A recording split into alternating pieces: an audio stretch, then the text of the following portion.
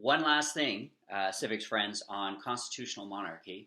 You can tell that this is one of my favorite subjects. Is I'm going to have a picture that I'll upload for you to see, and it's just one of my favorite pictures because it really demonstrates how our democracy works, and it comes from that quintessential ceremony in our country called the speech from the throne. And the speech from the throne is when the Queen or the Governor General enters into the Canadian Senate, sits on the Canadian throne. We do have a throne, and reads a speech written by her government that outlines what the government's going to do.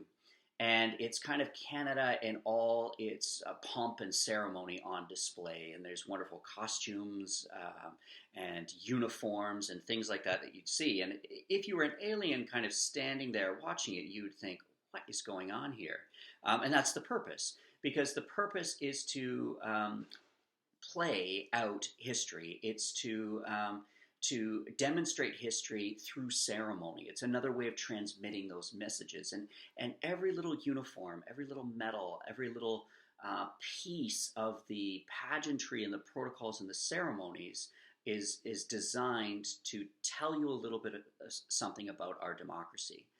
And the apex of this is when the Queen or the Governor General sits in the Canadian throne. And because she represents, in the picture that I'll show you, the Governor General, because she represents the Queen, she gets to wear her medals. She is the focus of the ceremony. She sits in the throne, and she sits higher than everyone else. And the Prime Minister's there, but he sits on a smaller chair below her. And that is to demonstrate, I mean, he is, for all intents and purposes, he is the most powerful person in the room. He is the government. But the ceremony reinforces that he, even if that's true, the country, the state, which the crown represents, will endure far longer than he. Governments fall, and that's a certainty.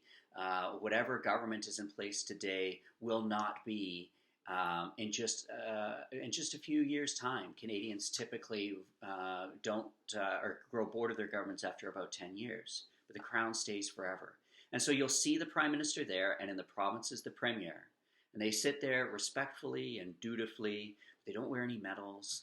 The focus of the attention is not on them. It's on the state, on Canada, or if it's a province, on that particular province. And all eyes are on the crown.